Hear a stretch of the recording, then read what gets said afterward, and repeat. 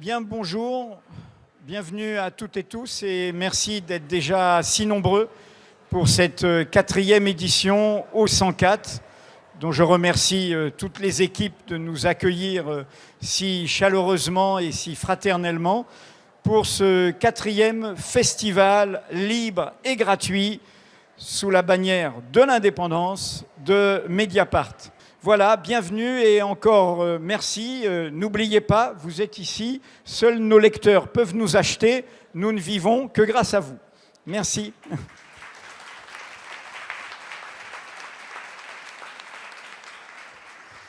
Alors nous allons commencer avec notre premier débat autour de cette question de l'indépendance des métiers qui sont au cœur de la vitalité d'une démocratie.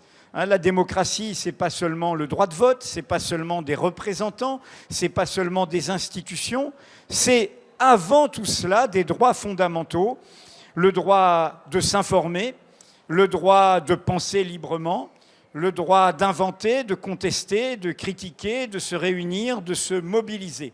Et donc, ce dont nous allons débattre avec la question des médias et de leur indépendance est au cœur de tout cela. Alors, pour en débattre, on essaye à Mediapart maintenant de bien faire attention à la parité aussi, au-delà des thèmes représentés, la parité et le fait que ce ne soient pas les hommes qui monopolisent la parole. Là, je vais être un passeur, je vais m'arrêter de parler.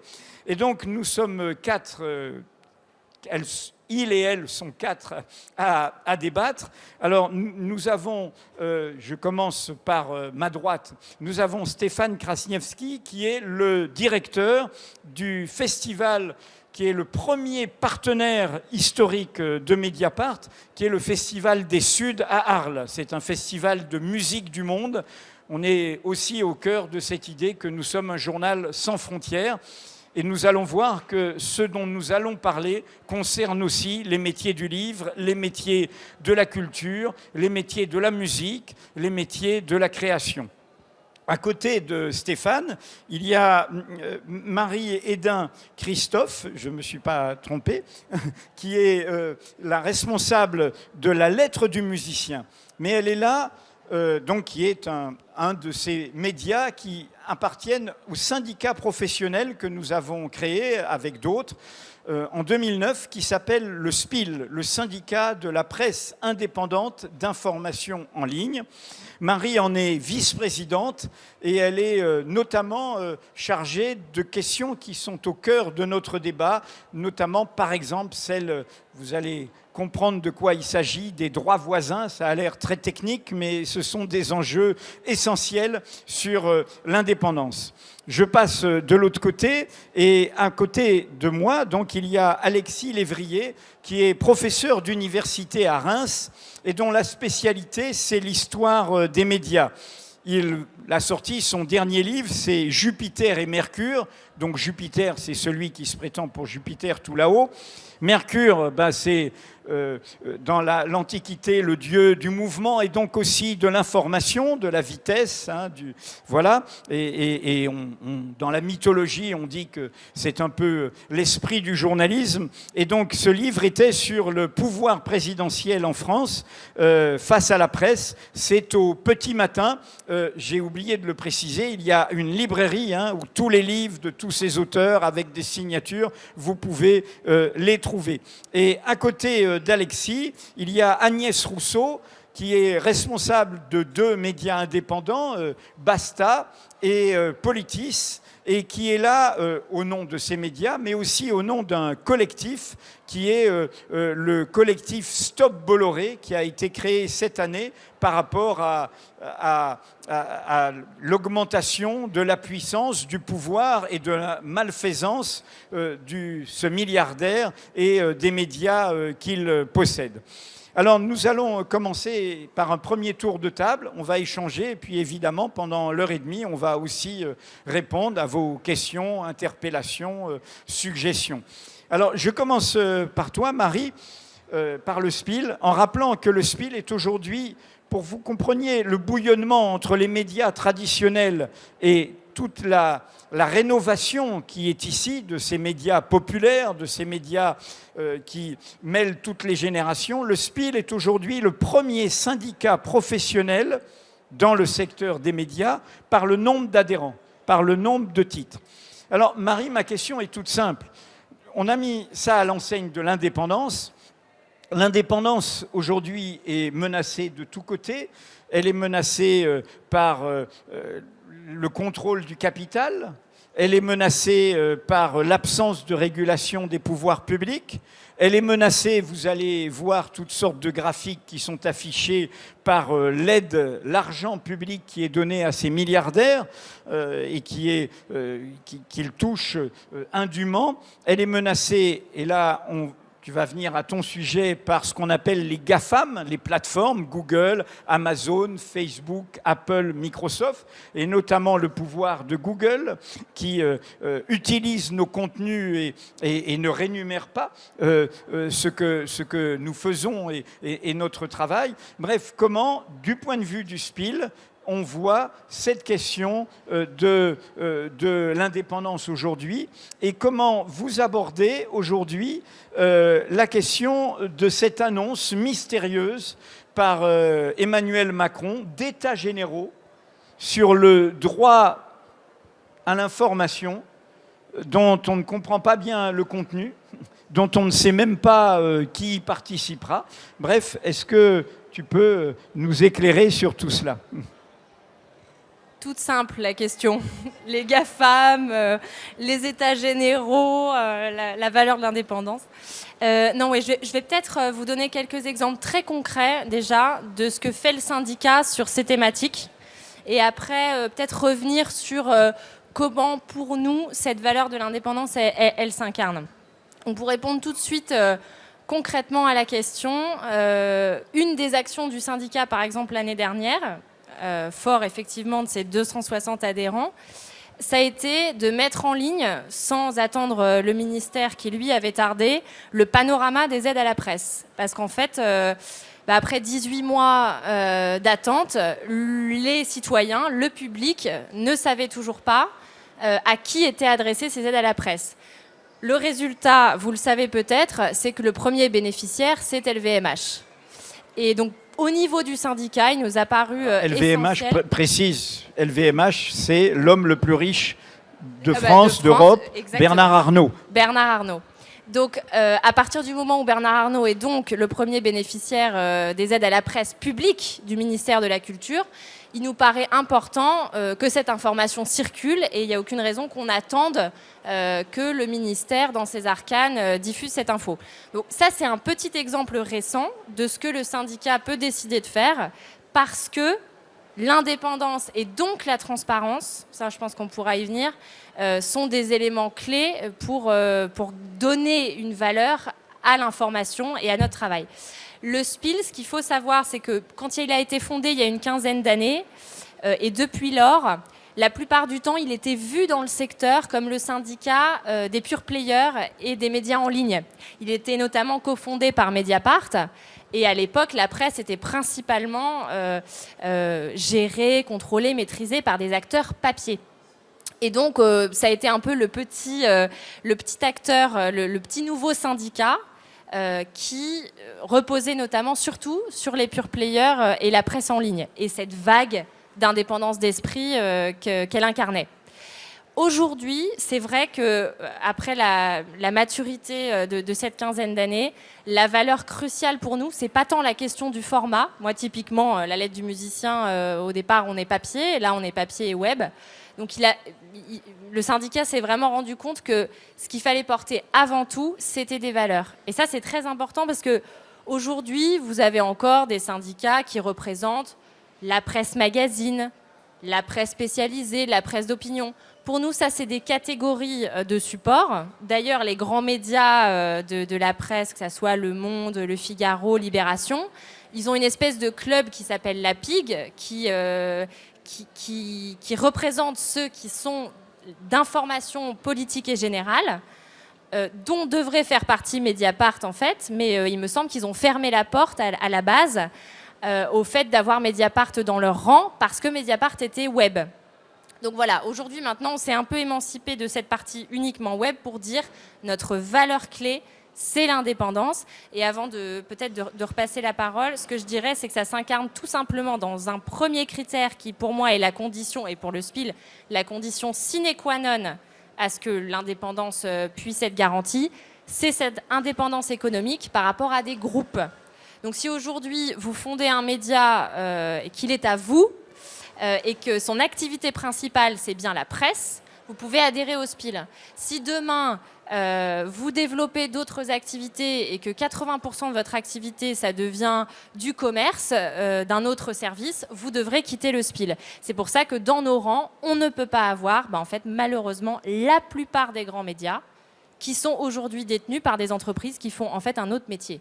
Et pour qui l'information, les médias, la presse, c'est une portion congrue de l'ADN de leur structure. Je prends un petit exemple récent parce que c'est très important de montrer que ce mouvement de rachat des médias, notamment indépendants, il est partout, y compris dans la presse locale.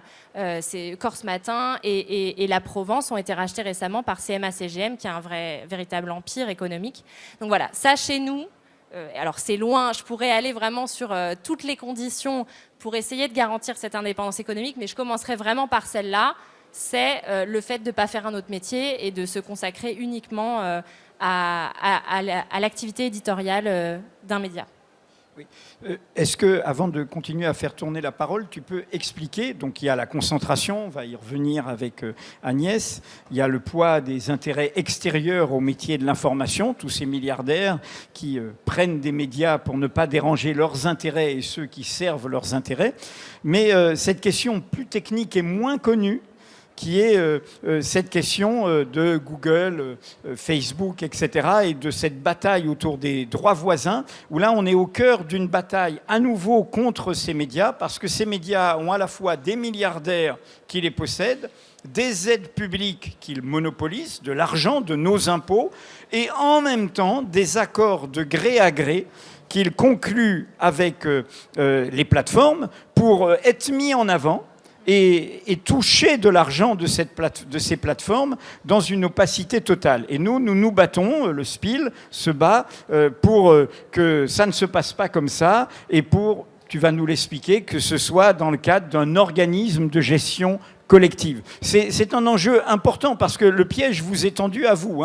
C'est-à-dire vous allez vous abonner sur ces médias traditionnels, on vous propose des abonnements discount, et en fait, c'est derrière Google qui paye et qui prend vos données. Oui, en effet. Alors, la question de cette indépendance économique des médias, elle se traite à l'endroit de l'actionnariat, on l'a vu, mais en effet, après, elle se traite sur la question des ressources et des revenus. Donc, à Mediapart, seuls les lecteurs peuvent acheter Mediapart, ce qui veut donc dire que, il me semble, 100% des revenus du média sont issus des abonnements. Mais vous pouvez avoir, quand vous êtes un autre média, d'autres sources de revenus qui peuvent être les aides publiques. Il y a différents financements d'aide à la presse, transition numérique, etc. D'où le fait qu'il faut qu'on les regarde avec attention sur quels sont les critères d'attribution, quelle est la doctrine, etc. Donc ça, le SPIL va regarder de près.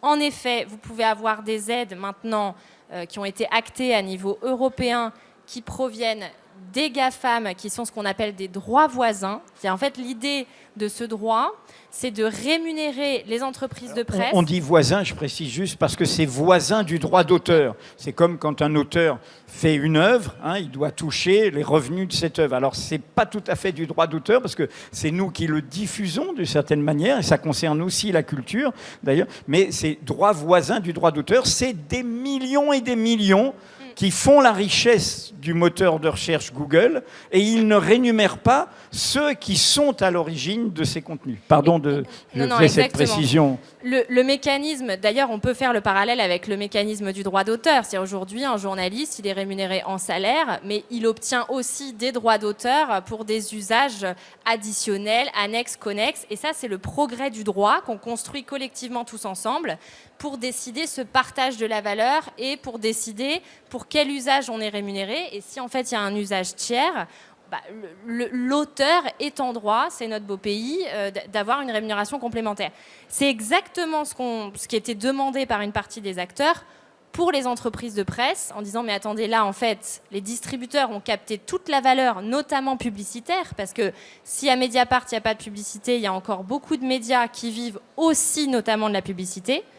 Parenthèse d'ailleurs, au niveau du SPIL, vous pouvez avoir ces recettes-là et être adhérent, mais attention, les adhérents sont scrutés de très près sur le fait que par exemple, tout contenu publié rédactionnel ou publicitaire soit extrêmement clairement notifié comme étant indépendant de la rédaction. Ça va être aussi, par exemple, notre travail pour garantir que, comme tout le monde ne peut pas forcément avoir 100% de revenus que des lecteurs, voilà, qu'il y ait aussi cette garantie d'indépendance d'esprit par rapport à l'annonceur publicitaire, parce qu'il y a toujours un risque d'achat des idées quand ils sont trop importants.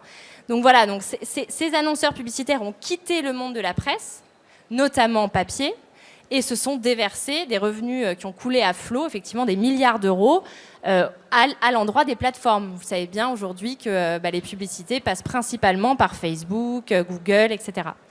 Donc, en fait, les revenus de la presse, on va dire généraliste, ont été réduits à portions congrues, ont été divisés par 2 en l'espace de quelques années. Et donc, la presse a exigé d'obtenir une part du gâteau. Nous, au niveau du SPIL, la première réaction était de dire attention, parce que là, on peut potentiellement être en train de créer une dépendance économique avec les plateformes. C'est peut-être la fausse bonne idée, où en fait, on va devenir progressivement dépendant de montants qui peuvent atteindre des millions d'euros. Hein. Là, les accords que d'ailleurs Mediapart a révélés au niveau du Monde, ou au niveau de l'AFP, on sait que ça se chiffre vraiment en millions d'euros que Google ou Facebook sont en train de négocier avec les parutions. Donc, typiquement, sur ce sujet, maintenant que les droits voisins sont actés dans la loi, au niveau du SPIL, on doit être très vigilant à ce qu'ils soient distribués de manière transparente et unique. Et donc, nous, on milite notamment pour qu'il y ait un seul organisme, du type la SACEM, pour ceux qui connaissent, qui puisse distribuer les montants dus. Aujourd'hui, c'est une bataille qui a été perdue au niveau de l'Europe. Les GAFAM ont gagné sur ce point. Ils ont exigé que les accords se fassent de gré à gré. Donc personne ne sait ce qu'il y a dans les contrats, hormis quand il y a un travail d'investigation qui est fait. On ne sait pas ce qu'il y a dans les contrats. Et pendant longtemps, ils ont d'ailleurs mélangé cette rémunération-là avec des accords commerciaux sur des sujets, typiquement sur le sujet de l'abonnement. Là, aujourd'hui, vous avez des parutions qui vous proposent de vous abonner avec Google, avec des montants qui, pour certaines parutions, sont à moins 80%. Donc, en fait, vous avez le choix entre vous abonner à 10 € par mois ou à 1 € par mois avec Google. Donc, clairement, le choix, pour beaucoup de gens, peut être vite fait. Surtout qu'on ne comprend pas forcément ce qu'il y a derrière. Ça, c'est un deal commercial que Google a mis dans le contrat global avec les droits voisins. Ça, l'autorité de la concurrence a dit c'est interdit de faire un mélange des genres pareil. Donc, tout ça pour dire que c'est très technique, mais à chaque fois, on touche au cœur du sujet, qui est comment les médias peuvent préserver leur indépendance économique vis-à-vis de ces géants. Et si rémunération de droits voisins il doit y avoir, alors il faut que ça se fasse de manière transparente et équitable. Ça veut dire qu'il faut qu'on construise un organisme de gestion collective, et notre syndicat s'est attaché à lancer cet organisme. Alors, Agnès, il y a un autre micro qui est arrivé, donc je vais vous laisser celui-là. Agnès, tu es ici à la fois pour Basta et pour Politis, et pour ce collectif Stop Bolloré que nous accompagnons, qui a été créé au fond dans la société, en mobilisant la société. Nous, voilà, il y a les syndicats professionnels, il y a les différents acteurs, et puis il y a les citoyennes et citoyens à mobiliser sur cette question de la concentration des médias. Comme on aime dire, nous, on défend l'indépendance, mais on est des petits poissons vertueux dans une mer où il y a des gros requins, de plus en plus gros, et qui est très polluée. Donc la question, c'est comment on dépollue la mer. Et donc, est-ce que, Agnès, tu peux nous dire un peu quels sont les points de campagne, de bataille, par rapport à cette concentration qui n'arrête pas de s'accélérer? Mediapart est en accès libre, mais vous allez vous abonner, est en accès libre tout ce week-end. Et vous pouvez lire l'enquête de Martine Orange sur Libération. Libération est croqué, comme on dit, il lui passe la corde au cou par un milliardaire tchèque qui fait fortune dans l'énergie, et y compris la crise de l'énergie l'enrichit encore plus, car il fait de l'énergie avec la vieille façon, le charbon, etc. Donc il en profite, il s'appelle Kretinsky. Il est déjà propriétaire de plein de médias, de Elle à Marianne, et etc. Il est actionnaire. Il s'est invité autour de table du Monde, du groupe Le Monde, et là, il met la main à des conditions qui sont intenables pour l'équipe de Libération, que nous révélons aujourd'hui, sous forme d'un emprunt qui, en fait, va se terminer sans aucun doute très très mal pour l'équipe de Libération, avec derrière des combines d'optimisation fiscale, comme ils disent, c'est-à-dire de gagner de l'argent en payant le moins d'impôts possible. Bref, comment on mène cette bataille alors qu'il n'arrête pas d'avancer et d'avancer ? Bonjour. En fait, c'est vrai que la concentration des médias, c'est quelque chose qui est connu depuis longtemps et c'est un processus qui est même assez historique, on va dire, dans la presse. Mais l'arrivée récente de Bolloré dans le secteur a provoqué un peu un électrochoc pour diverses raisons qui a poussé un certain nombre d'acteurs à se réunir pour pousser des choses et des actions en ce sens. L'arrivée de Bolloré, c'est la prise de conscience qu'un propriétaire de médias pouvait mener un raid idéologique et politique donc avoir des conséquences dans le débat public, en servant notamment de rampe de lancement pour un candidat à la présidentielle qui a eu une émission d'1 heure pendant 2 ans avant de se déclarer candidat. C'est aussi des chiffres vertigineux, le groupe Bolloré. Finalement, c'est Canal+, c'est CNews, c'est Europe 1. C'est aussi le groupe Prisma, c'est Capital, c'est Géo, c'est Télé Loisirs, c'est Femmes Actuelles, je ne sais plus, j'en oublie, mais JDD, Paris Match, c'est l'agence de communication Havas, c'est aussi le groupe Editis, qui est un groupe d'édition qui réunit des dizaines d'éditeurs, c'est le rachat de Hachette, qui est aussi le numéro 1 de l'édition, et pour donner juste quelques chiffres, alors là c'est un petit peu compliqué parce que Vincent Bolloré a annoncé qu'il allait peut-être céder Editis, mais c'est pas encore fait, mais Editis plus Hachette, dans le secteur de l'édition, ça représente 71% du parascolaire. 71% du parascolaire. C'est aussi 63% des dictionnaires. C'est 50 et quelques pourcents du livre de poche. Donc c'est aussi dans le secteur de l'édition des chiffres qui sont faramineux. Donc cette constitution d'un groupe de presse avec des chiffres vertigineux a suscité des réactions. Et puis on sait aussi, Bolloré, c'est ce qu'on peut appeler du rachat essorage, c'est-à-dire il rachète des titres, il casse, il met à mort des titres de presse. Il y a de la censure, il y a des coups de pression, il y a également des poursuites bâillons dans un autre domaine, donc pour empêcher le journalisme d'enquête. Donc des pratiques de Bolloré vis-à-vis de la presse qui sont dramatiques. Donc ça a fait réagir un certain nombre d'acteurs qui se sont réunis autour de l'avocat Harry Halimi. Donc il y avait des juristes, des médias, des personnalités de la société civile, des chercheurs, des gens du monde de l'édition qui se sont réunis pour créer ce collectif Stop Bolloré au début de l'année et pour mener des actions sur le champ juridique notamment et sur le champ médiatique pour essayer de gripper un petit peu cette machine infernale, même si la mer est polluée et on ne va pas la dépolluer en quelques actions, mais effectivement, il est de notre devoir en tant que citoyen, en tant qu'acteur des médias, en tant qu'acteur de l'édition, de participer à gripper cette machine infernale. Donc concrètement, ce qui a été fait cette année, c'est d'abord une saisie de l'Arcom, donc l'autorité de régulation de la communication audiovisuelle et numérique, c'est l'ex-CSA, qui a été saisie par ce collectif.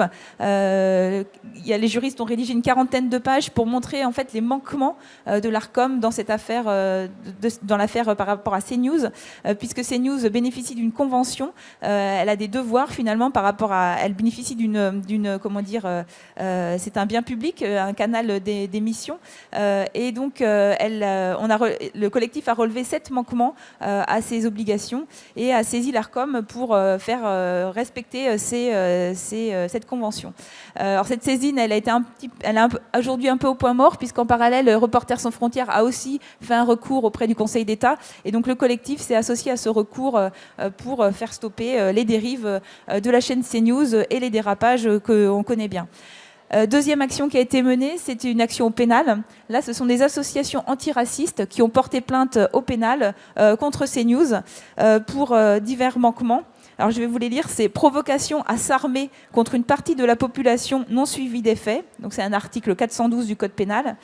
Et une deuxième chose, c'est la diffusion à des mineurs d'un message à caractère violent et de nature à porter gravement atteinte à la dignité humaine.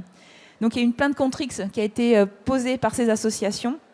Donc on ne visait pas effectivement CNews, mais évidemment c'était bien entendu l'intention dans cette plainte.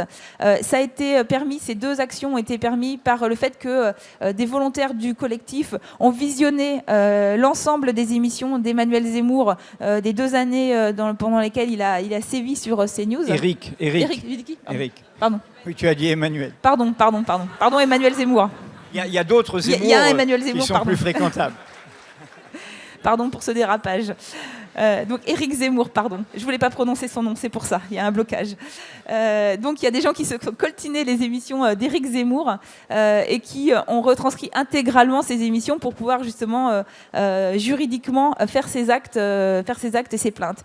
Cette plainte a été classée sans suite depuis et les associations réfléchissent à se porter partie civile pour relancer cette action judiciaire. Troisième axe de bataille, c'est la bataille médiatique, c'est la bataille culturelle, c'est le fait de faire connaître au grand public évidemment cette situation, à la fois la concentration des médias dans leur ensemble et plus spécifiquement l'action de Bolloré. Donc là, il y a un tour de France qui est lancé, les gens qui font partie de ce collectif, il y a plus d'une centaine de personnes, d'acteurs, de médias, etc., d'individus. On organise donc il y avait un débat à Laval hier, il y en aura un à Bordeaux la semaine prochaine. Enfin voilà, il y a des choses qui se diffusent et il y a un rôle de veille également. Et ce collectif, il a permis aussi de mettre ensemble des acteurs de l'édition, j'en parlais tout à l'heure, des médias, également maintenant du cinéma, puisqu'on constate que Vincent Bolloré s'attaque au secteur du cinéma. À la fois, il réfléchit à acheter des groupes de cinéma, des acteurs de la diffusion et de la distribution du cinéma. Donc il y a aussi une alerte qui vient de ce secteur-là.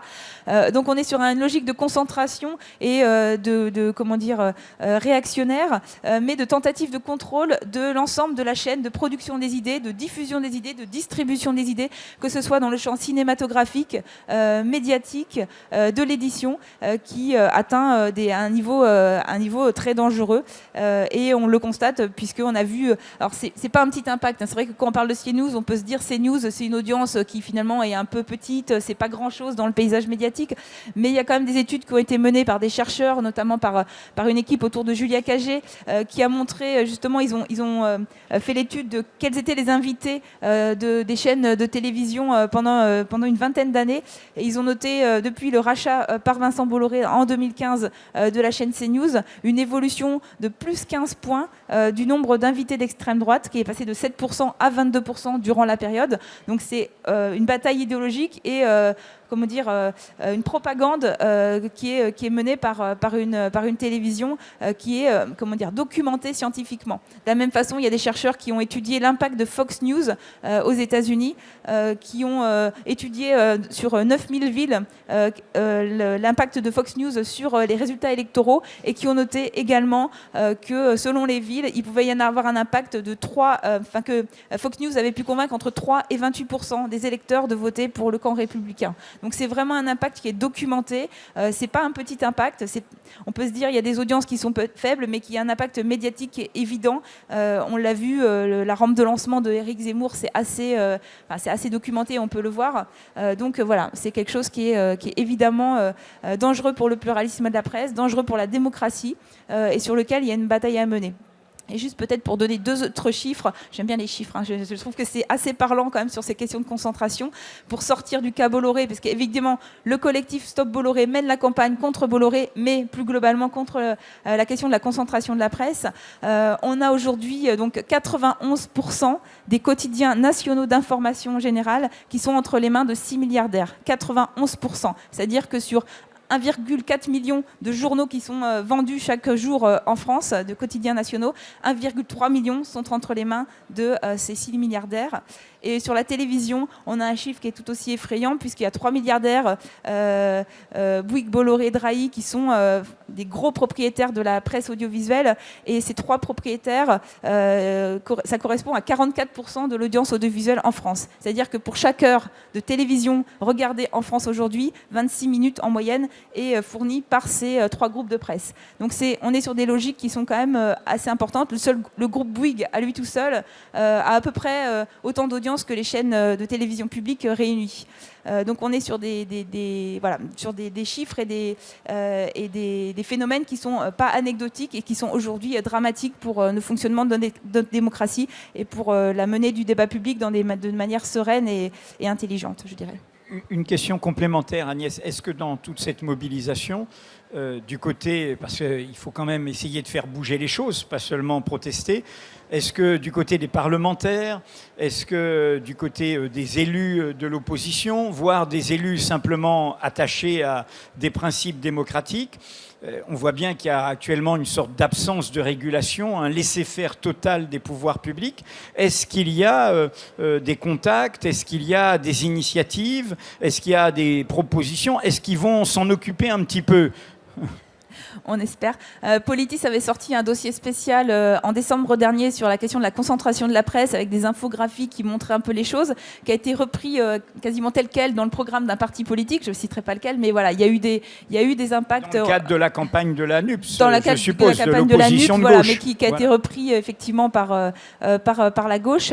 Et on a eu des sollicitations, le collectif Stop Bolloré a eu des sollicitations de la part de partis politiques, de la gauche, pour justement être auditionnés et essayer de construire ensemble des propositions, enfin en tout cas que les médias et la société civile puissent porter des propositions qui soient reprises par les partis politiques, notamment de gauche. On sait aussi que la Commission européenne s'est emparée de cette question-là récemment et a fait une proposition de règlement pour justement favoriser le pluralisme de la presse, qui est fortement combattu aujourd'hui par les médias, ces médias aux mains des milliardaires. Donc peut-être ce règlement qui s'imposerait s'il est voté au Parlement européen, qui s'imposerait aux États, peut-être ça fera bouger aussi les lignes. Donc on se rend bien compte quand même qu'on est arrivé à une telle dérive qu'aujourd'hui les institutions elles-mêmes se disent qu'il y a quelque chose à faire. Après c'est très compliqué et on le sait, c'est un sujet extrêmement complexe pour les responsables politiques, puisque s'opposer à une presse qui est entre les mains des milliardaires, comme je vous le disais, s'opposer à 91% de la presse quotidienne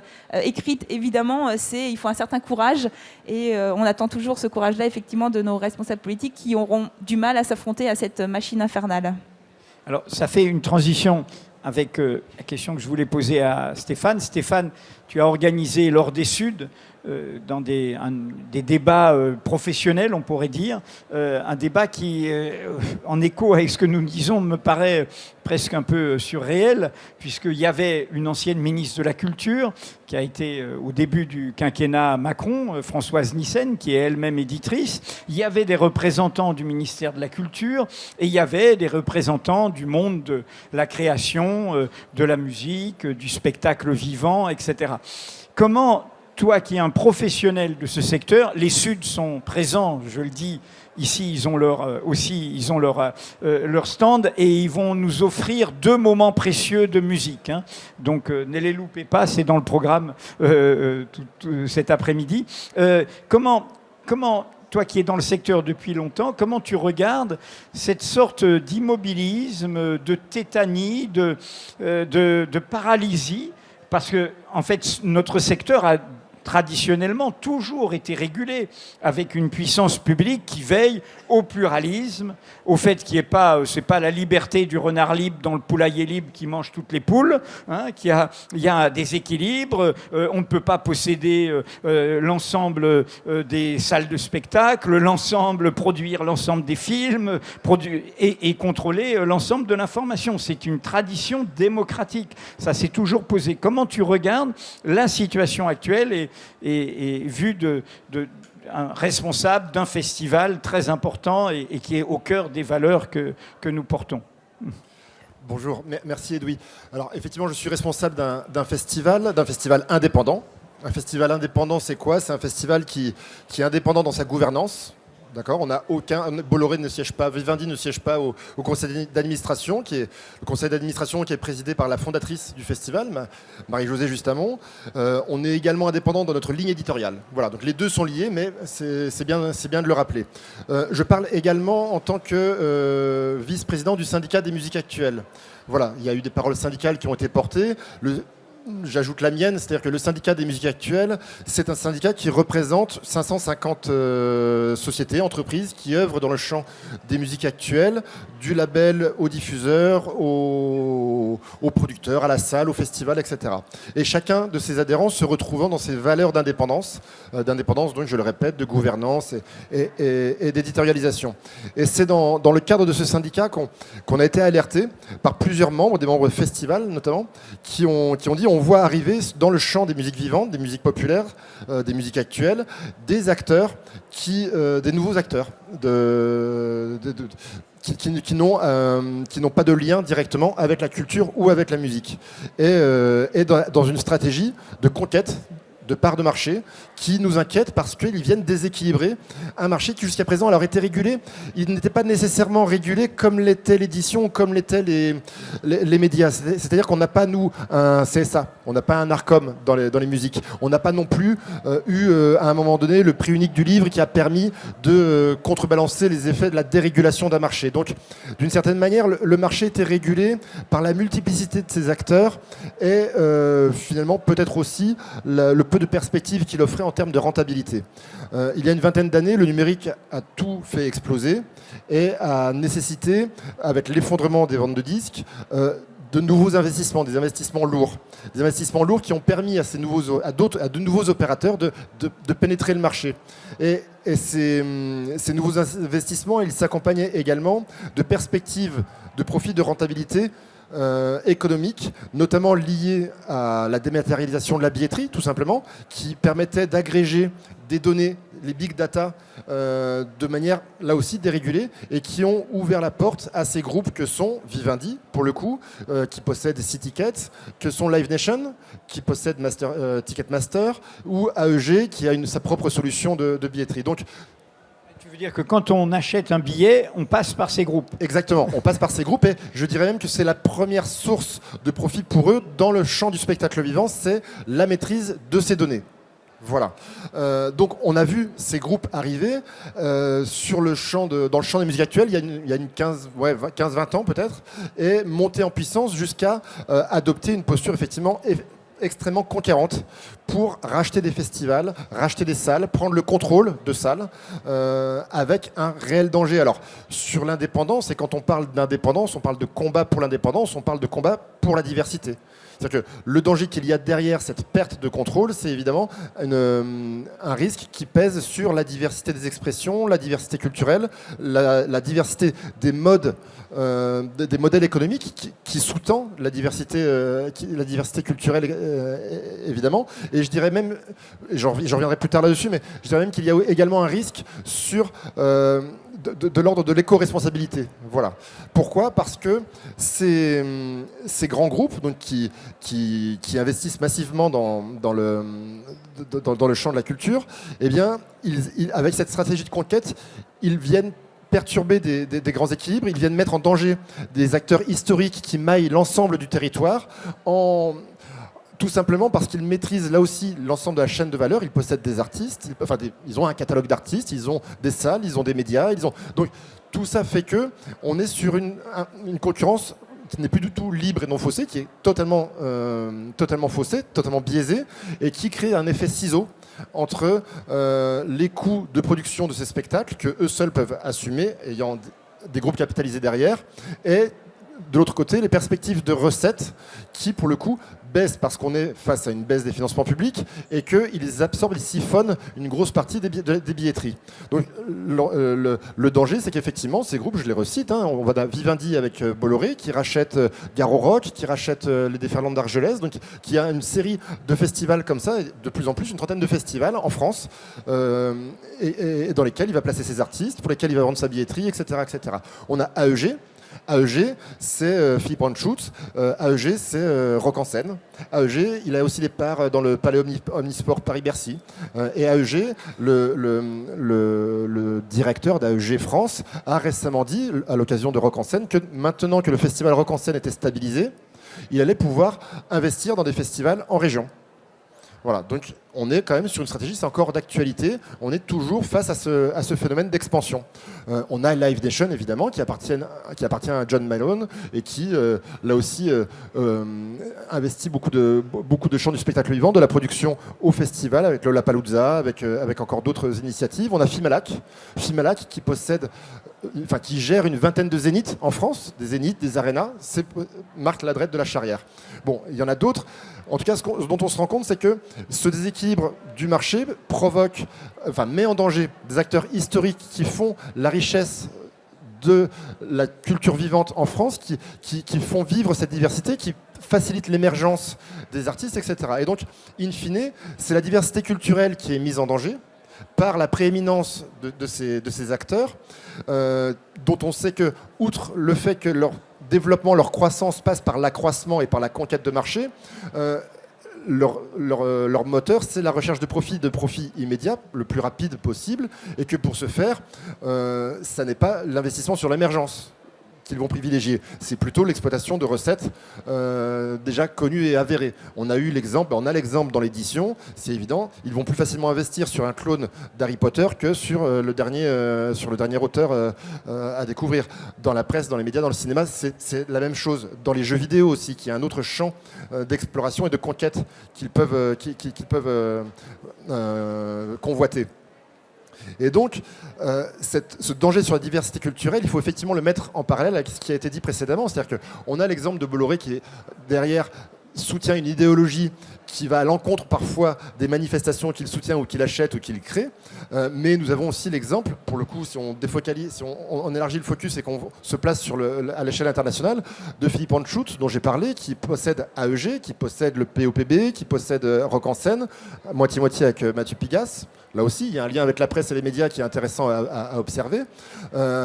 Philippe Anschutz, il finance les lobbies pro-vie aux États-Unis. Il finance les lobbies pro-armes aux États-Unis. Donc là aussi, c'est un acteur... Il est sur des positions trumpistes aux États-Unis. Complètement. C'est un soutien de Donald Trump aux États-Unis. Donc qu'est-ce que signifie cette collusion entre des acteurs économiques qui investissent massivement dans le champ de la culture et leurs dirigeants qui soutiennent des idéologies qui peuvent sembler être à l'opposé des valeurs que l'on prône dans ces événements. Donc là, il y a une question quand même qui nous interpelle. Et le troisième point sur lequel je voulais venir, effectivement, c'était le modèle de ces festivals, finalement. Enfin, l'évolution de ce modèle, en fragilisant tout un échelon intermédiaire de manifestations, impose un modèle de grand rassemblement. De grand rassemblement, Rock en scène, le Hellfest, voilà. Et jusqu'à quel point ce modèle est viable et supportable par nous collectivement. C'est-à-dire que pour la course au cachet, pour pouvoir avoir ces artistes internationaux, on va toujours plus loin. C'est cette idée de la croissance infinie et qui vient produire des événements qui, du point de vue de l'écologie, deviennent difficilement soutenables et supportables. Voilà, donc face à ça, effectivement, on a des moyens d'action. On a pour première responsabilité celle d'informer et de sensibiliser. Donc là, avec le syndicat des musiques actuelles, on a lancé une campagne « Vous n'êtes pas là par hasard », où vous retrouverez d'ailleurs, c'est très instructif, une carte qui dresse le panorama de ces 6 grands groupes que j'ai évoqués et de toutes leurs possessions dans l'ensemble et du spectacle vivant, mais aussi des médias et de l'édition. Donc ça permet de voir le réseau tentaculaire de ces simplement 6 groupes. Donc c'est de sensibiliser le public, les artistes, mais aussi les élus. C'est indispensable parce qu'il faut savoir qu'un groupe comme Vivendi est approché par des collectivités locales. C'est-à-dire qu'il est plus, lui, en réponse à des demandes qui y sont formulées qu'à la recherche de nouveaux marchés. Donc il n'est pas rare que des collectivités locales, sous prétexte de travailler sur le marketing territorial, je ne sais quelle autre marotte, appellent Vivendi, donc in fine appellent Vincent Bolloré pour lui demander de lui faire une proposition de festival. Voilà, donc ça c'est le premier étage, c'est la sensibilisation de l'information. Derrière, il faut qu'on fasse du lobbying pour voir quels outils de réglementation on peut mettre en place, une loi antitrust, quelque chose qui permette de cadrer ce phénomène de concentration. Il y a aussi évidemment l'enjeu des finances. Il ne faut pas que l'argent public aille à ces groupes. Notre propos n'est pas de dire il ne faut pas que ça existe. Notre propos est de dire qu'il faut que ça se régule parce qu'actuellement, il n'y a plus d'outils de régulation efficaces qui permettent de contrecarrer ces grands groupes. Alors, on termine ce premier tour avec Alexis Lévrier, qui est historien. Alors, on comprend deux choses et que vous allez mettre en perspective. La première, c'est qu'on est au cœur des occasions qu'offrent des moments de bouleversement comme la révolution numérique. C'est une révolution industrielle, culturelle, commerciale. Et dans ce moment-là, tous ces requins en profitent. Et en face, normalement, ce qu'on défend en démocratie, c'est que les métiers de la connaissance, donc du savoir, de l'information, de la création, ce ne sont pas des marchandises comme les autres. C'est au cœur de la vitalité d'une démocratie. Autrement, on est aveugle, on est prisonnier des propagandes, on est prisonnier des mensonges. D'où le fait de dire, ce que vient de dire Stéphane, il faut des législations contre ces abus. Alors, comment mettre en perspective ça, Alexis ? Qu'est-ce qu'il faudrait exiger aujourd'hui de nos gouvernants ? Parce qu'il faut rentrer en campagne sur ça. Il faut à la fois soutenir l'indépendance et puis se mobiliser contre ça. Il n'y a pas de fatalité, il faut y résister. Alors, le programme d'Alexis Lévrier pour combattre tout ça. Je vais vous décevoir, je n'ai pas de programme. Ah, zut alors. En revanche, je partage votre constat. C'est-à-dire qu'on est dans une période de crise très profonde du modèle même du journalisme. Et c'est ça qui explique qu'il y ait des prédateurs comme ça qui se servent et qui, évidemment, ont tous un agenda. Et dans le cas de Vincent Bolloré, c'est un agenda particulièrement dangereux pour la démocratie elle-même. On vit une crise structurelle. C'est la troisième révolution du livre, la révolution numérique, qui est beaucoup plus profonde, beaucoup plus aiguë pour la presse qu'elle ne l'est pour l'édition. Roger Chartier, qui est un immense historien de l'édition, qui a d'abord travaillé sur l'histoire ancienne, dit que ce que l'on vit avec le numérique est plus profond que ce qu'on a vécu avec Gutenberg. Gutenberg n'a pas changé les gestes de la lecture, alors que la révolution numérique, et notamment pour la presse, change la manière même dont on accède à l'information. C'est une lecture non plus cursive, mais par clic. On le fait tous. Très souvent, on ne termine pas un article, on rebondit d'une information à une autre. Donc c'est la manière même d'appréhender l'information qui est bouleversée par le numérique. Et c'est logique que la presse ait du mal à s'adapter. Et à l'intérieur de cette crise structurelle, il y a en plus une crise conjoncturelle qui est venue s'ajouter, qui est celle du Covid, et qui en France a eu des répercussions gigantesques. Ça a causé la faillite définitive de Prestalis, le premier groupe de distribution de la presse. Ça a engendré la faillite, ou du moins l'échec définitif du modèle du groupe Lagardère, qui était en difficulté depuis un moment. Arnaud Lagardère a très mal géré l'héritage de son père, mais il avait tout misé in extremis sur la distribution, justement, et sur notamment le commerce d'aéroport et le commerce dans les trains. Au moment où l'activité économique s'est arrêtée, il n'y avait plus de trains, il n'y avait plus d'avions, et il avait tout misé là-dessus. Donc son groupe a achevé de se disloquer et est devenu la proie d'autres milliardaires. Et par ailleurs, il y a eu le retrait. On est en train de vivre le retrait d'un acteur historique qui était Bertelsmann, un groupe allemand, et qui détenait notamment le groupe Prisma, racheté depuis par Bolloré, et M6, donc une deuxième grande chaîne hertzienne, et RTL, l'une des principales radios. Donc ces deux grands acteurs se sont retirés. Donc cette crise conjoncturelle, à l'intérieur d'une crise structurelle, fait que c'est très difficile pour la presse. Et pourtant, le constat, quand on regarde, n'est pas si sombre. Alors évidemment, il y a la réussite exceptionnelle de Mediapart, mais on voit bien que tous les groupes ne peuvent pas fonctionner uniquement avec indépendamment de grands actionnaires. Ça paraît malheureusement impossible. Mais les autres journaux ont plutôt bien relevé ce défi. Le Monde a battu fin 2021 un record de ventes qui est daté de 1979, donc de l'époque de l'affaire des diamants. Plus de 500 000 ventes, c'est un bon chiffre, sauf qu'évidemment c'est moins rentable avec le numérique qu'avec les ventes papier. Libé dont on parlait tout à l'heure, et je recommande effectivement la lecture de l'article de Martine Orange qui est absolument terrible.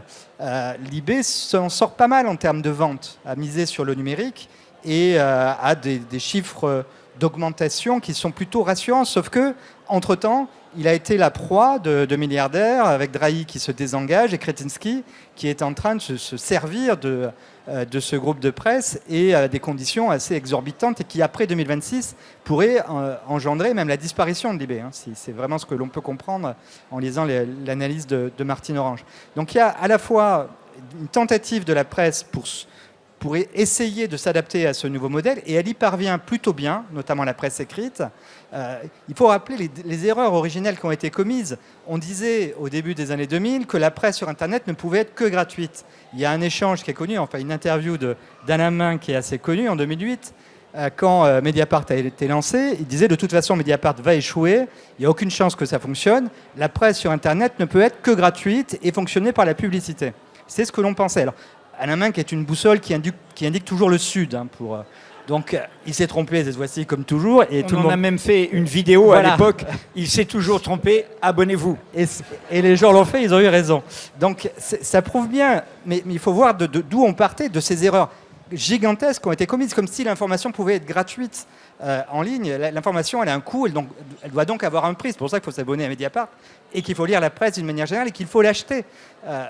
Donc, moi, je trouve qu'il faut être rassurant de ce point de vue-là. La presse, dans son ensemble, notamment la presse écrite, a dû relever des défis considérables et elle l'a plutôt bien fait, sauf qu'elle est la proie d'intérêts qui, lorsque c'était des manias de la presse historiques, on peut penser, alors évidemment à Bernard Arnault, mais on peut penser au groupe Dassault, ils avaient des intérêts, on peut penser à Bouygues, qui étaient plutôt plus ou moins dissimulés et qu'ils étaient dans une stratégie d'accommodement avec le pouvoir. C'est pour ça que ça se voyait pas beaucoup, ou que ça se voyait simplement à la marge. On l'a vu au moment de la campagne de 95 où le groupe Bouygues avait fait campagne pour Balladur, mais à la limite c'était tellement obscène, tellement visible que ça s'était retourné contre le groupe Bouygues et contre Balladur.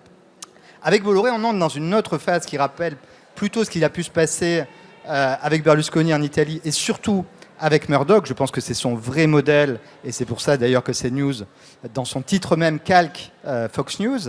Alors, je précise juste, Murdoch, c'est un Australien qui a fait un magnat des médias en anglais et qui est totalement sur une ligne trumpiste. Je résume. Et qui est qui a pesé sur le Brexit, qui a pesé sur l'élection de Trump et qui menace la démocratie américaine, exactement comme Bolloré essaye de menacer la démocratie française. C'est de cet ordre-là ce qui est en train de se passer et ce qui a failli se passer en 2022. Parce que tout le monde dit que Zemmour, alors Emmanuel ou Éric Zemmour, a échoué à 7% et elle n'a pas eu un seul député.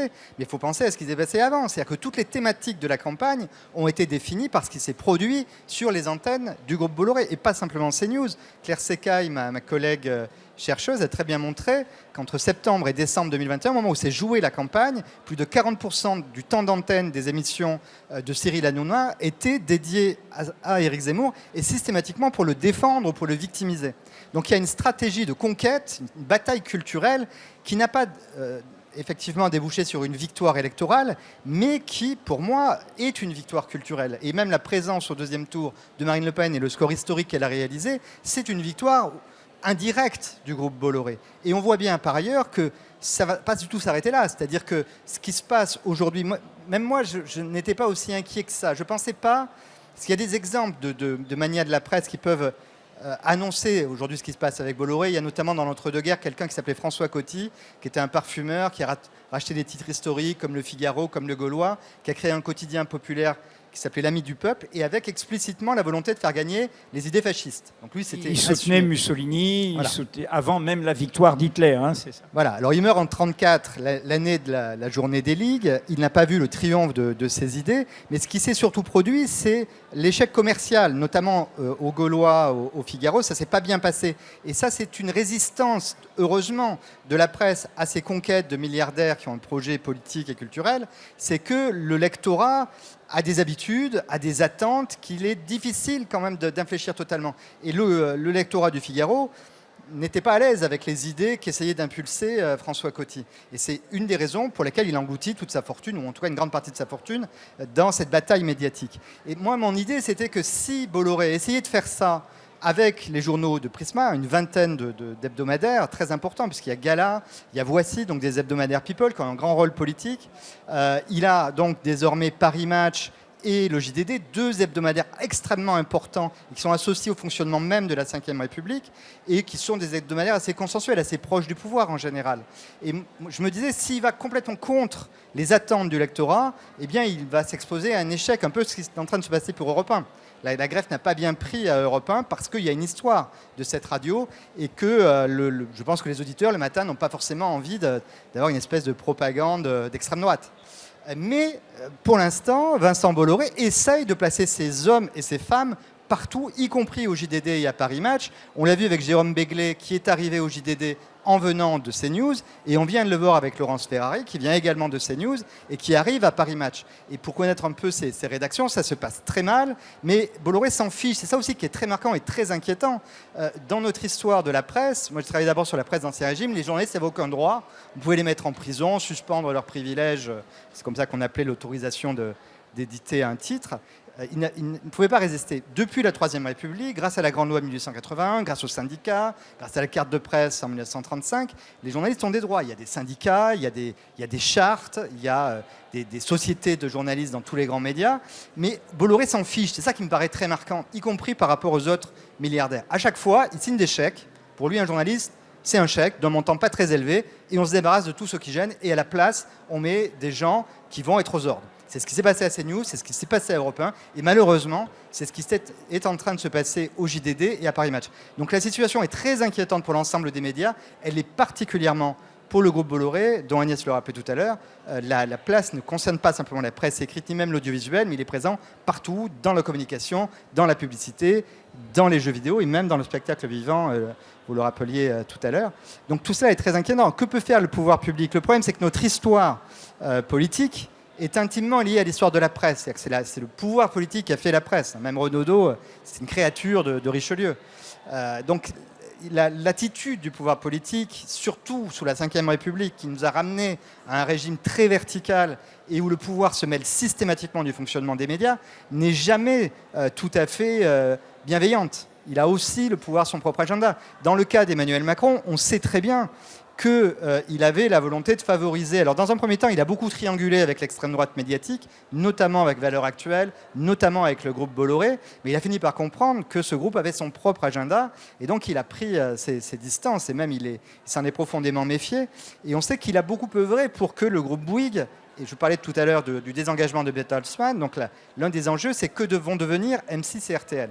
Et il y avait un projet de fusion et qui avait l'oreille de l'Élysée. C'est-à-dire qu'on sait de sources sûres que Emmanuel Macron était favorable à cette fusion qui aurait donné naissance à un immense groupe. Alors, officiellement, c'était pour que ce groupe puisse résister aux GAFAM, à la concurrence des géants extérieurs.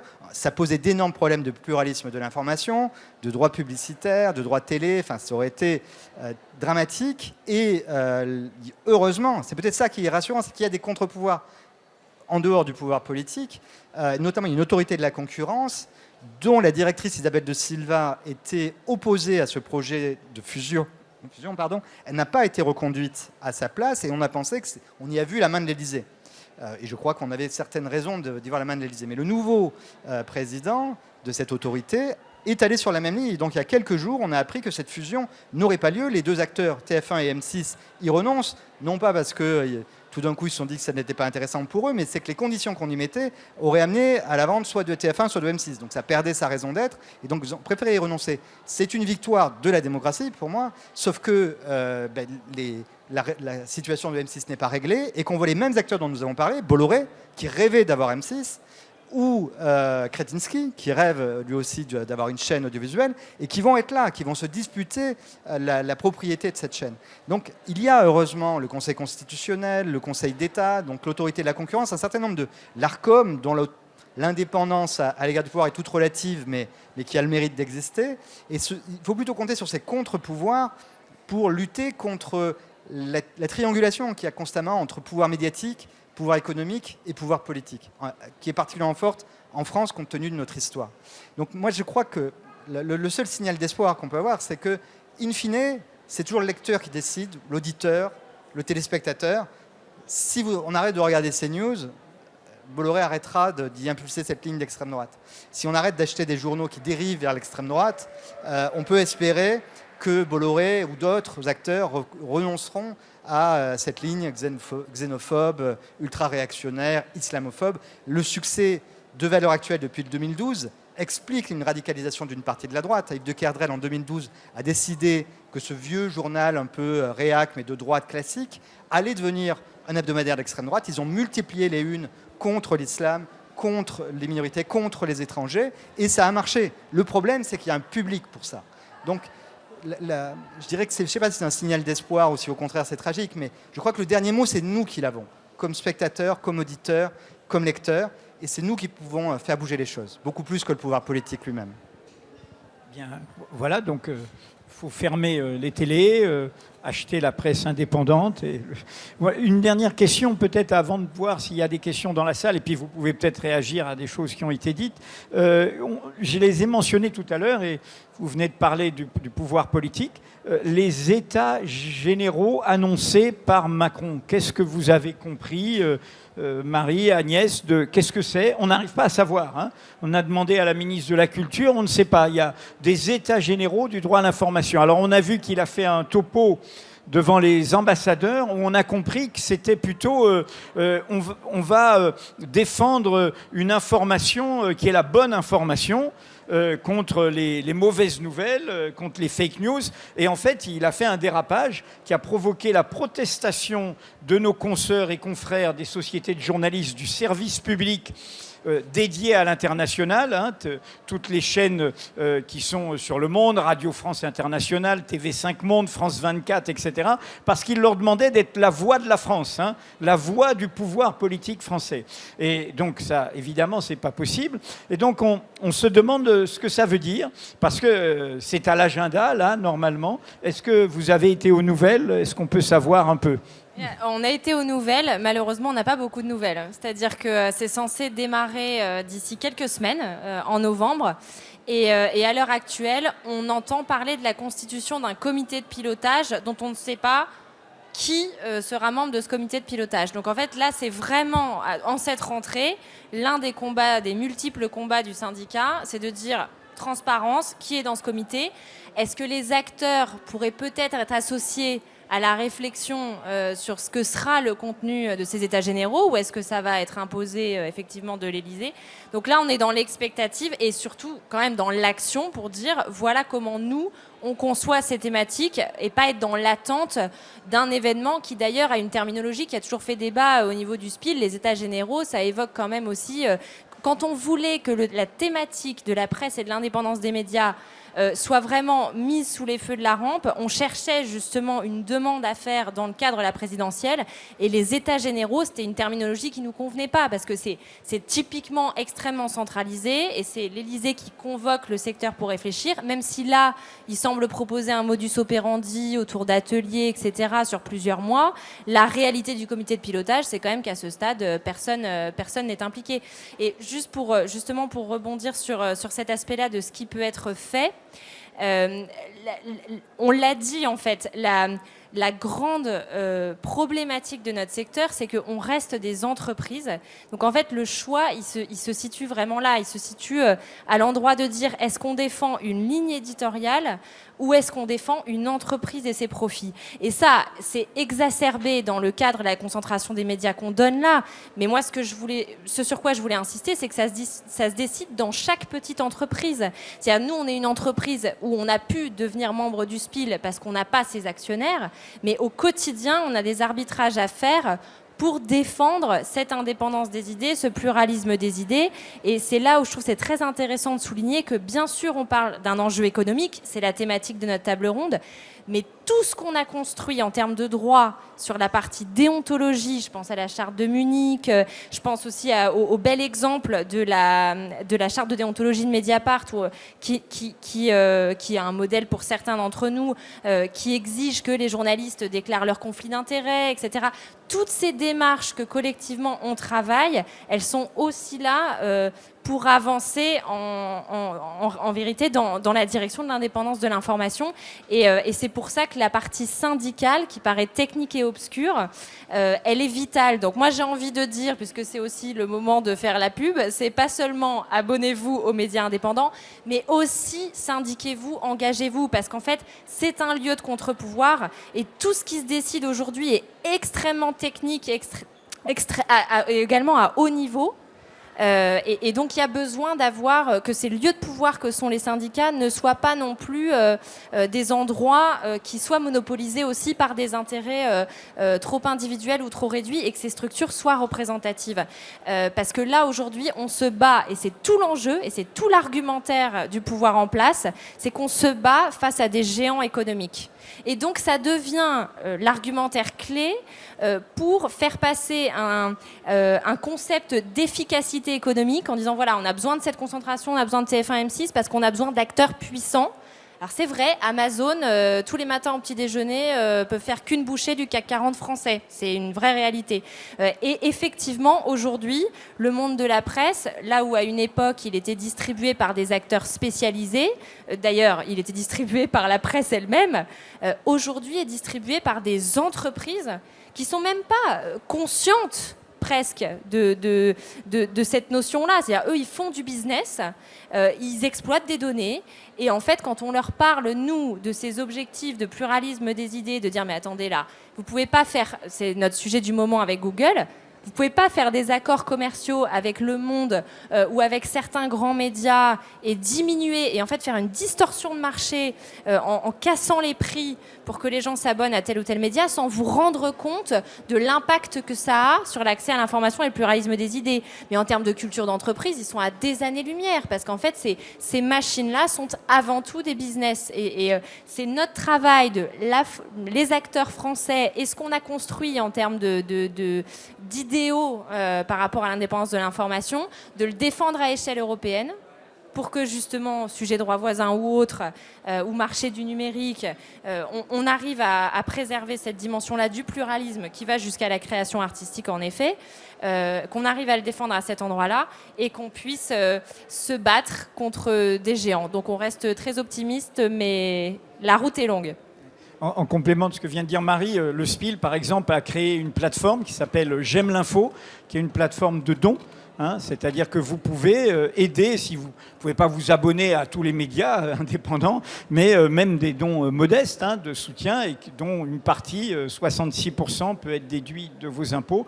Vous pouvez aider, et ça aide sur des projets, y compris des collectifs, sur des projets d'investigation, d'indépendance. Alors, Agnès, je me retourne vers toi, parce que là, cette question des États généraux, nous, on est cette idée que le pouvoir exécutif, on est au cœur, le pouvoir présidentiel, cette volonté d'un seul ce pouvoir d'un seul qui rafle la volonté de tous, soit l'organisateur de discussions sur ce qui est normalement le lieu de l'indépendance, est totalement problématique.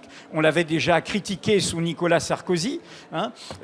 C'est évidemment pas là que ça devrait se passer, d'où ce que je te disais tout à l'heure en disant et les parlementaires et quel débat à l'Assemblée et comment le lieu de la volonté publique, de la volonté de la souveraineté populaire devrait s'en emparer. Et là, on a à nouveau un contournement. Oui, alors moi je crois effectivement essentiel que la puissance publique s'empare de ce débat-là, mais dans des conditions démocratiques et de souveraineté qui ne soient pas effectivement une parole descendante d'un président tout-puissant. Et pour autant, la puissance publique, elle a un rôle énorme à jouer, je trouve, dans ce processus, puisque un des leviers aujourd'hui de la question de la concentration, c'est la loi de concentration de 1986 qui a été votée en France et qui est aujourd'hui obsolète puisqu'elle ne tenait pas compte du numérique. Dans les règles de concentration, elle ne tient que compte des quotidiens nationaux, par exemple, donc elle exclut ce qu'on disait tout à l'heure, Paris Match, JDD, etc. Ils ne sont pas dans les règles de concentration, donc il faut réformer cette loi contre la concentration dans les médias de 1986, mais évidemment, il faut la réformer dans un sens qui serait favorable à la démocratie et au pluralisme de la presse. Donc, est-ce qu'on peut espérer ça d'Emmanuel Macron? J'en doute un peu. Mais il y a une urgence à aller dans ce sens-là et à discuter de que peut-on faire aujourd'hui par rapport à la concentration. Et puis je crois qu'il y a aussi un rôle des citoyens. Alors là où je suis d'accord, c'est que les citoyens ont aussi un rôle à jouer, mais ils peuvent pas seuls. Mais les aides à la presse, par exemple, ce sont nos impôts qui vont financer aujourd'hui la presse d'information politique et générale.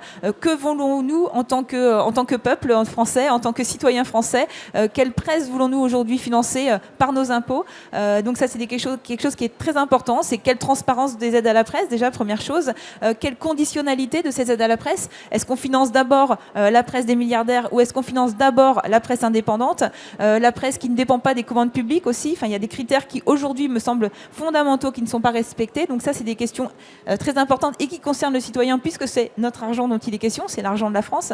De la même manière, on parlait tout à l'heure de CNews. CNews bénéficie d'une convention de diffusion. Un canal de diffusion aujourd'hui, c'est un bien public. Donc c'est quelque chose qui concerne l'ensemble des citoyens. Que voulons-nous aujourd'hui comme télévision en France?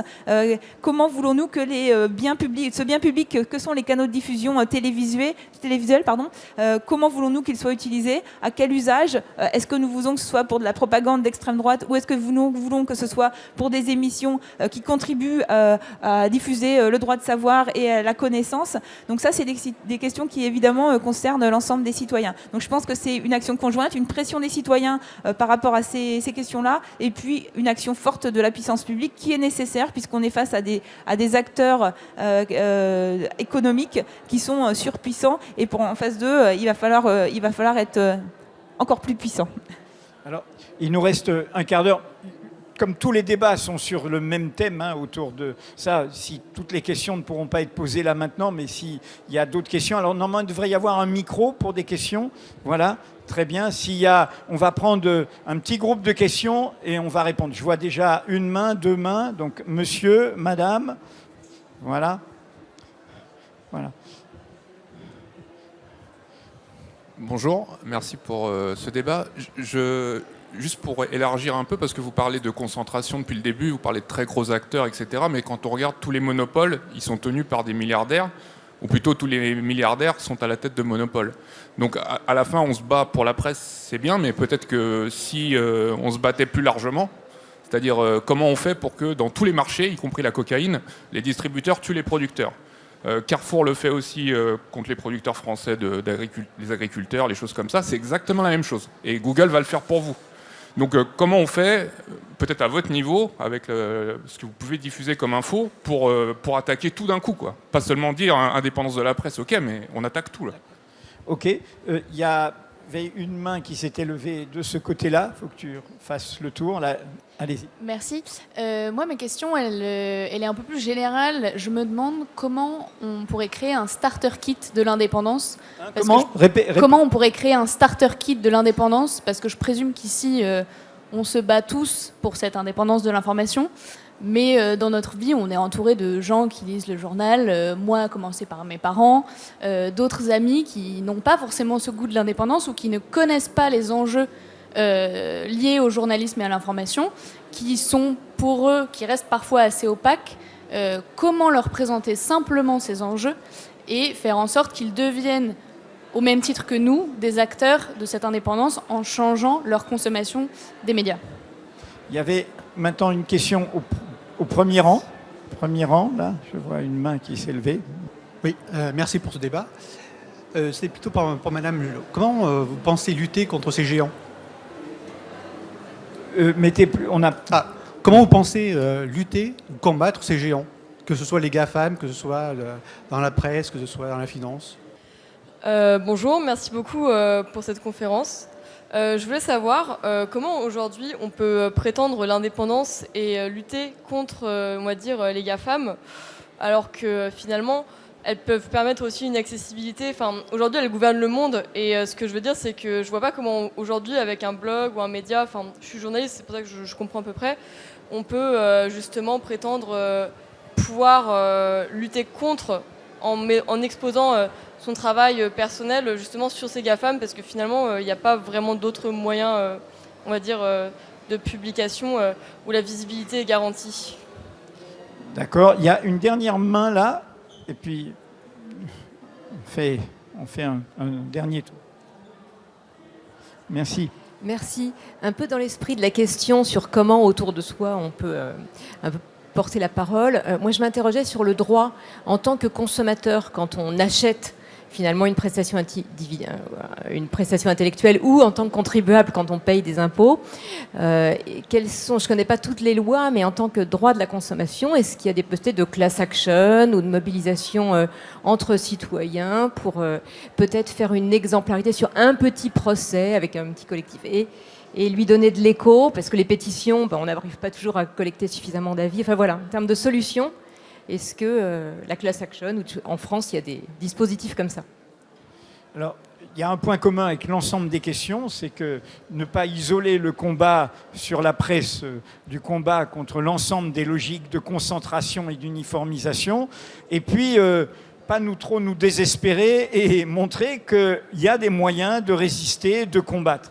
Alors, qui veut commencer? Chacun, Marie et puis Stéphane après. Voilà. Peut-être je te laisserai sur tout ce qui est class action. Et tu veux commencer? Non, peut-être juste rapidement, en effet, répondre à la question concrète de comment on lutte contre ces GAFAM. Alors, je ne vais pas vous dire qu'on a 10 solutions et qu'on est prêt, qu'on est armé, qu'on a les moyens financiers, etc. Mais en tout cas, les démarches qui nous permettent de penser qu'on peut avancer, ce qu'on n'a pas par rapport à eux, c'est du temps. En fait, eux sont toujours 50 fois plus rapides que nous dans nos démarches. Mais la chronologie, typiquement, moi j'ai grandi avec les réseaux sociaux et jusqu'à ce que j'arrive dans une démarche syndicale du SPIL, dans un média, etc., pour moi la bataille était déjà perdue. C'est-à-dire que je ne pensais même pas qu'on pouvait espérer se dire qu'on allait réussir à faire quelque chose. En réalité, tout ce qu'on évoque depuis 1h30, et notamment le droit, c'est un levier qui est long, mais extrêmement puissant. Alors on peut regretter les traitements, le temps de traitement des dossiers compte tenu de l'urgence économique, parce que pendant ce temps-là, il y a des médias qui meurent, clairement. On peut regretter le temps de latence de gestion des dossiers, mais vous avez entendu parler de l'autorité de la concurrence, c'est quand même un terme qui est revenu très souvent. L'ARCOM, ces leviers-là sont très importants. Le lobbying, comme l'évoquait Stéphane, à échelle nationale pour sensibiliser les élus, mais aussi à échelle européenne, parce qu'on est bien d'accord que les GAFAM, c'est un sujet qui se traite à cet endroit-là. Je prends un exemple, le RGPD, le règlement pour la protection des données. Aujourd'hui, il a des traductions concrètes quotidiennes pour vous qui devez, sur chaque site, dire ce que vous voulez faire de vos données. Ça, c'est une bataille. On peut dire qu'elle est imparfaite, mais c'est quand même une bataille gagnée et en cours d'être gagnée par rapport à des géants. Clairement, actuellement, Google Analytics, il y a une vraie problématique de l'égalité de l'utilisation de Google Analytics par rapport à où sont stockées nos données, puisqu'elles sont à l'international. Donc voilà, ce qui est problématique, c'est effectivement le manque de moyens financiers, parce que ce sont des combats techniques. Heureusement, typiquement, nous, au SPIL, on a des avocats qui nous accompagnent, qui sont eux aussi des militants de ces thématiques et qui mettent au service des questions, par exemple, de distribution commerciale. Il y a des personnes qui parlaient aussi de Carrefour. C'est sûr que le modèle de la distribution commerciale et les réglementations sur les obligations liées à une certaine diversité, ou quel lien particulier on peut avoir avec tel producteur ou pas à privilégier ou à mettre en avant, c'est des secteurs qu'on regarde avec quand même la dimension additionnelle qu'on est sur cette logique de circulation des idées, donc c'est d'autant plus crucial. Maintenant, on reste très désorganisé, donc le dernier levier qu'on aimerait bien mettre en place au niveau du SPIL, et ce pourquoi on milite, c'est un centre national de la presse, comme il existe par exemple pour le cinéma. Parce qu'en fait, nous sommes très divisés. Nous sommes encore très divisés. Là, nous, on incarne effectivement le syndicat avec les 260 éditeurs indépendants. Mais vous l'avez compris, Le Monde, c'est Xavier Niel. Enfin voilà, il y a là aussi un vrai enjeu. Et ces grands acteurs-là ont toujours eu l'oreille directe de l'Élysée. Depuis quelques années, c'est le ministère de la Culture qui est la tutelle. Or, le ministère de la Culture n'est pas franchement armé pour. Quand vous regardez là le projet de loi de finances, les objectifs du ministère de la Culture, globalement, c'est la création, le patrimoine, voilà. Et alors, dans une sous-section, il y a les médias, où ils essayent de faire des choses et où on voit qu'au final, les aides à la presse, comme on l'a vu au début, sont quand même destinées à des acteurs où on peut questionner la performance, la pertinence de ce qu'ils essayent de faire avec ces aides. Donc grosso modo, il y a aussi ça. En France, il y a vraiment un besoin de se rassembler. Et là, nous, on tend la main aux plus grands acteurs pour essayer de construire des structures de ce type pour faire face aux GAFAM, parce que divisé, on n'y arrivera pas. Stéphane ? Non, très rapidement, effectivement, tout ce que l'on se dit là, qui est à la fois encourageant et désespérant, c'est que finalement, les logiques sont les mêmes, les acteurs sont les mêmes.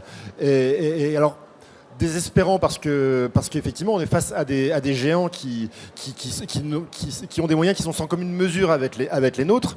Et même là, je dirais, pour revenir sur la musique, on sait qu'aujourd'hui, les géants dont j'ai parlé, les Live Nation, AEG, ont peur de l'arrivée sur le marché de Amazon et des GAFAM qui viennent aussi maintenant créer des festivals eux-mêmes. Donc tout à coup, les géants qui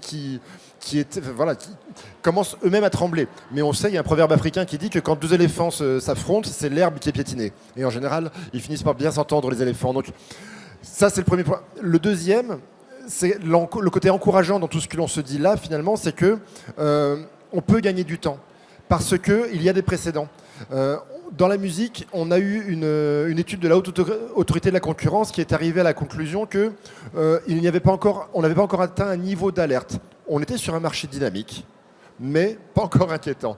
Donc avec tous les éléments que l'on a là, le précédent qu'il y a dans l'édition, le précédent qu'il y a dans les médias, ce que vous disiez sur la grande distribution, finalement, les process sont les mêmes, les logiques sont les mêmes. Et peut-être qu'on peut rêver d'une convergence des luttes qui nous permettra, à nous tous ensemble, de faire pression pour modifier les lois, pour sensibiliser les décideurs, informer les spectateurs, informer les lecteurs de l'urgence de se saisir de ces questions de l'indépendance et du danger que cela représente sur la diversité des opinions, sur la diversité de l'expression culturelle. Agnès ?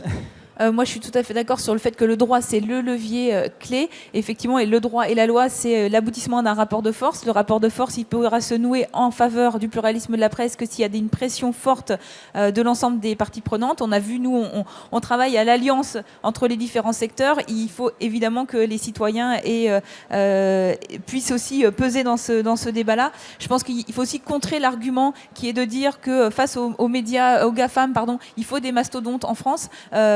TF1, M6, c'est 2 milliards d'euros de capitalisation boursière. Netflix, Disney, Amazon, c'est des centaines de milliards de capitalisation boursière. Donc, c'est même pas la peine.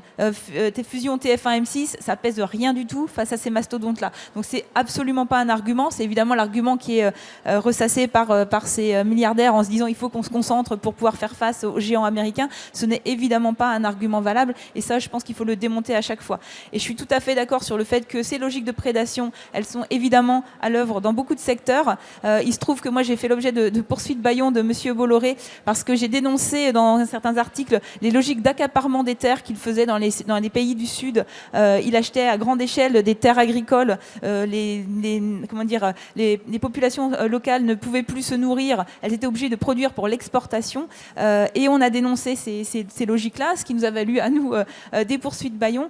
Mais il y a eu cette alliance finalement entre des agriculteurs du Sud qui vivaient des logiques de prédation victimes du groupe Bolloré, des journalistes en France qui vivaient aussi les conséquences de ces logiques de prédation et des poursuites bâillons de Vincent Bolloré. Donc finalement, cette alliance entre des acteurs complètement différents qui ont des intérêts communs à se battre contre cet accaparement et ces logiques de prédation, je pense que c'est aussi ça qui va permettre cette prise de conscience générale et des alliances peut-être qu'on n'attendait pas mais qui vont aussi faire bouger les lignes. Oui, je rejoins tout ce qui a été dit. Je pense qu'on a des moyens de pression, y compris comme citoyens. Évidemment, ça se joue beaucoup au niveau européen et ça paraît très lointain. Et on l'a dit, au niveau national, les présidents successifs ont rarement intérêt à agir véritablement, en tout cas brutalement, sur le fonctionnement des médias. Mais on peut agir au niveau local, on peut agir en se saisissant des outils numériques soi-même.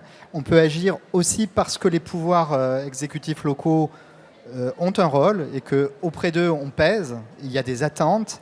Leurs programmes sont définis aussi en fonction de ce qu'on leur dit. Je prendrai juste un exemple qui malheureusement c'est mal terminé, enfin pas comme on l'espérait, mais il y avait un projet à Paris de maison des médias indépendants et qui devait être boulevard de Charonne dans un magnifique lieu, et ça aurait été pour Mediapart, pour beaucoup d'autres rédactions, Regard, plein de rédactions indépendantes, peut-être politiques, je ne sais pas si vous étiez engagé, ça aurait été un lieu fabuleux qui aurait permis d'avoir une floraison intellectuelle, mais aussi de mettre en commun des moyens, y compris techniques, pour travailler en commun. Comme vous le savez, la mairie de Paris est classée à gauche. Elle paraissait assez favorable à ce projet-là. Et finalement, ce projet n'a pas abouti. Alors, on nous parle d'un lot de consolation, mais qui ne sera pas au même endroit et certainement pas dans un aussi beau lieu. Voilà une échelle sur laquelle on peut agir, l'échelle locale. Et les acteurs locaux vous écoutent. Vous êtes des électeurs et ils ont tout intérêt à vous écouter. Je crois qu'on peut peser et que remporter des petites victoires à ce niveau-là permettra peut-être d'obtenir de plus grandes victoires à plus long terme. Alors, un petit mot de réponse ici par rapport à la question qui est posée. Bon, pour lutter, il faut d'abord être lucide. Donc, quand on raconte tout ça, c'est pas pour se désespérer, c'est pour ne pas se payer de mots, voir vraiment la réalité. Mais souvenons-nous toujours du legs de Stéphane Hessel et de tous ces résistants qui ont un peu secoué le cocotier avant de disparaître. Ils avaient une très belle formule, résister c'est créer, créer c'est résister. Ici, vous avez parlé, entre guillemets, de la réussite de Mediapart, mais l'important, c'est de dire, en résistant, on crée quelque chose. Quand on a créé Mediapart, c'est pas pour se faire plaisir, c'est pas pour réussir. Et on ne savait pas si ça marcherait. Mais c'est pour créer quelque chose qui permette de faire levier pour tout le monde. Vous voyez, ils ont résisté, les lecteurs sont venus, et puis ça crée une dynamique. C'est ça, résister. C'est pas se dire, est-ce que je vais y arriver? Est-ce que je vais gagner? Est-ce que je vais être élu? C'est d'abord, on résiste. C'est pas possible. Tout ce qu'on vient de décrire là, ce n'est pas possible. C'est la démocratie qui est en jeu. Et ce qui me rend optimiste, c'est que les événements que nous vivons commencent à les faire comprendre à tout le monde. Comment on peut faire face au désastre climatique avec des médias qui seront du côté des pollueurs, du côté des criminels climatiques, qui ne nous informeront pas, qui ne nous permettront pas de faire face. Comment on peut faire face à une situation où il y a des régimes autoritaires, racistes, identitaires, dont le premier geste, c'est s'attaquer justement au droit d'informer et de créer. C'est pour ça que l'Europe bouge. Il y a eu 3 actes qui ont été élaborés au niveau de l'Union européenne sur le numérique, sur maintenant la liberté des médias, parce qu'il y a Orban, parce qu'il y a la Pologne, et puis il y a, désolé, il était au Conseil de l'Europe il y a encore peu de temps, il en est sorti, la Russie de Poutine. Quand Poutine envahit l'Ukraine, sa première décision contre son peuple, c'est de finir les derniers semblants de liberté de la presse. Un confrère vient d'être condamné pour des investigations comme Mediapart à près de 25 ans de prison en Russie. On ne peut pas parler de guerre en Russie sous peine d'aller en prison. Il n'y a plus de médias indépendants sauf en exil. Donc, la situation de crise que nous vivons, elle oblige à revenir aux fondamentaux. On ne peut pas combattre une agression comme celle de l'impérialisme russe, des défis comme tous ceux qui concernent toute l'humanité, en se privant de nos armes fondamentales, le droit de savoir, le droit de se réunir, le droit de s'informer, le droit de critiquer. On est au cœur de cet enjeu essentiel qui est pour moi une raison d'être optimiste. C'est comme ça qu'on va secouer le cocotier, qu'on va... Au fond, tout ce qu'on dit, c'est tout simple. Il faut, pour répondre à votre question, il faut des lois antitrust. Le même milliardaire ne peut pas contrôler toute une partie du marché. Il ne peut pas le contrôler en ayant des intérêts extérieurs au métier de l'information et des conflits d'intérêts. Il ne peut pas le faire en étant aussi un publicitaire, ce qui lui donne des moyens de pression sur le contenu et sur les concurrents. Il ne peut pas le faire en ne respectant pas les droits des rédactions. Et ce que nous faisons ici, c'est un appel à ce que tout le monde se batte, partout, dans tous les secteurs. Quand la rédaction du Monde, hélas, accepte de censurer sur la demande de l'Élysée une tribune, qui dérange l'Élysée, qui pense que la seule bonne version, c'est la version de comment M. Macron lui-même interprète sa parole, eh bien les historiens se révoltent et publient d'ailleurs une tribune pour dire « mais qu'est-ce qui vous arrive au monde ?» Et vous n'allez pas vous excuser auprès du président. Donc on est au cœur de tout cela. Et c'est grâce à vous que nous ferons ça. Et puis, enfin, je pense qu'il y a une autre façon de résister, y compris par rapport, on a dit les plateformes, et c'est vrai que c'est un enjeu, hein, on dépend d'elles, ne serait-ce que vous allez sur votre moteur de recherche, mais tout simplement parce qu'on produit, par la valeur de ce qu'on produit. Regardez Mediapart cette semaine, l'affaire libyenne, dont vous allez pouvoir discuter avec le pôle enquête. On a porté ça, Fabrice Arfi et Karl Lasque, d'abord en partant de l'affaire Karachi en 2008. Personne n'en parlait. Ils trouvent des documents que les juges n'avaient pas. Là-dessus, 3 ans après, l'intermédiaire, Takedine, on trouve ses archives. Et là, on trouve un dossier libyen. Et là commence l'affaire libyenne. Je ne sais pas si vous vous en souvenez. L'officine Mediapart, ils ont publié des faux, etc. Enfin, la campagne de M. Sarkozy et d'autres contre nos révélations, avec l'utilisation des médias, du JDD, de Paris Match, des journalistes mercenaires. Au bout du compte, ces faits, vous n'en auriez rien su s'il n'y avait pas une presse indépendante, à l'instar de Mediapart. Les juges eux-mêmes n'en auraient rien su. Et au bout du compte, ces faits, ils sont là. On va aller vers un procès de Nicolas Sarkozy, un 3e procès. Donc, ça fait un effet de levier où, y compris dans le monde entier, parce qu'on est sans frontières, les gens se disent « mais c'est quoi aujourd'hui la presse indépendante, c'est quoi celle qui produit des informations d'intérêt public ?» Et donc c'est en défendant notre valeur, hein, la valeur démocratique, la valeur du fait de nous soutenir par votre abonnement et par votre participation, que nous continuons à faire bouger les lignes. Et je pense que le secteur qui est représenté ici, il faut quand même le dire, c'est là que se crée la nouveauté. Stéphane l'a dit tout à l'heure, le conformisme menace dans la culture. Où est-ce qu'on trouve des groupes inédits, des créations inédites dans des festivals comme les Suds? Où est-ce qu'on a défendu la création véritablement dans la révolution numérique? L'égalité, papier et en ligne et numérique, le statut de la presse en ligne, les nouveaux formats vidéo, les podcasts, le participatif, le virtuel qui est du réel, c'est dans ce secteur, c'est là que ça se crée. Et donc, c'est là que se crée l'avenir. Et en résistant, nous créons. Et en résistant, il ne s'agit pas de gagner, il s'agit d'abord de créer, de construire un rapport de force qui obligera à bouger. Il n'y a pas d'autre solution d'avenir face au désastre actuel. Et je suis sûr que nous y arriverons.